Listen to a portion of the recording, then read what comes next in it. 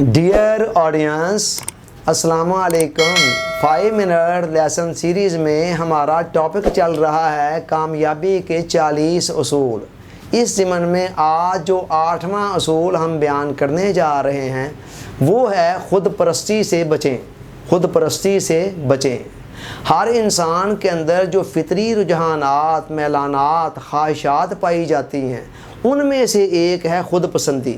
خود پسندی کا مطلب ہے اپنے آپ کو پسند کرنا، اپنے متعلق اچھا گمان رکھنا، اپنے آپ کو اچھا محسوس کرنا، اچھا سمجھنا۔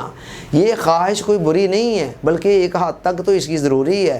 اگر ہم اپنے آپ کو پسند ہی نہیں کریں گے، اپنے وجود کو خدا کا ایک عطیہ سمجھتے ہوئے، ایک انمول نعمت سمجھتے ہوئے اس کی قدر نہیں کریں گے، اس کے حوالے سے کوئی پسندیدگی ہمارے ذہن میں نہیں ہوگی، تو پھر ہم اس کی بہتری کا کیسے سوچیں گے، اسے امپروو کرنے کا کیسے سوچیں گے، اسے مزید بہتر سے بہتر کیسے کرنا چاہیں گے اور کیوں کرنا چاہیں گے اگر ہمیں اپنا وجود پسند ہی نہیں ہے۔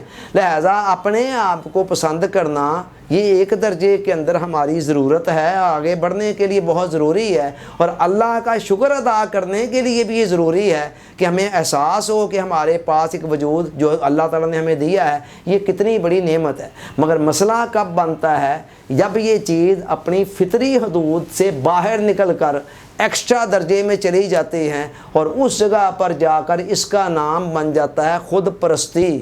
خود پرستی کا مطلب ہے اپنے آپ کو پوجنا، یعنی اپنے آپ کو اتنا زیادہ بہتر اور اہم سمجھ لینا کہ بس اپنے مقابلے میں دوسرے سب کے سب حقیر دکھائی دینے لگیں، دوسرے کمتر دکھائی دینے لگیں۔ تو جب یہ اس دائرے کے اندر چلی جاتی ہے تو پھر یہ ایک لعنت بن جاتی ہے، اور جو بندہ اس لعنت کے اندر مبتلا ہوتا ہے اس کے اپنے دل و دماغ پر ہر وقت اپنا وجود سمایا ہوتا ہے، اپنی ذات سمائی ہوتی ہے۔ وہ ہر معاملے کے اندر میں کرتا ہے، میں یہ ہوں، میں وہ ہوں، میں ایسے ہوں، میں ویسے ہوں۔ نتیجہ کیا نکلتا ہے؟ اس کے ارد گرد بسنے والے جو لوگ ہوتے ہیں ان کو وہ غیر اہم یا کم اہم سمجھ کر نظر انداز کرتا ہے، اور جہاں بیٹھتا ہے بس اپنی ذات کا ذکر کرتا ہے، اپنے کارناموں کو بیان کرنا شروع کر دیتا ہے، اور جب بیان کرتا ہے تو پھر اس کے اندر بہت ساری مبالغہ آرائی بھی ہوتی ہے، یعنی کارنامہ اس لیول کا ہوتا ہے اور ایسے بڑھا چڑھا کر بیان کر رہا ہوتا ہے، اور کبھی کبھی تو نوبت یہاں تک بھی پہنچ جاتی ہے کہ جو کارنامہ اس نے کیا بھی نہیں ہوتا ہے اس کو بھی اپنے کھاتے میں ڈال رہا ہوتا ہے۔ تو اس سے بہت ساری قباحتیں پھر جنم لیتی ہیں۔ بندہ تو اس لیے یہ سب کچھ کر رہا ہوتا ہے کہ دوسروں کی نظروں کے اندر میرا امیج بہتر ہو جائے، لیکن اصل اس کا بالکل الٹ نکلتا ہے۔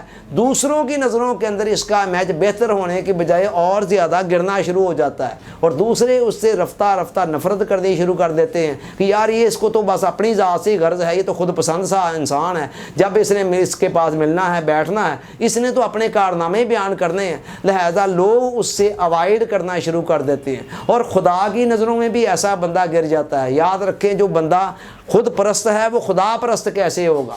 خود پسندی تو ایک حد تک صحیح ہے نا، تو ٹھیک ہے، اللہ کی نعمت ہے، ہمارا وجود بہت بڑی، اور اس بنا پر اس کے ساتھ ایک لو کرنا، اس کو پسند کرنا اور اس کی بہتری کے لیے کوشاں رہنا یہ تو ایک نیچرل چیز ہے۔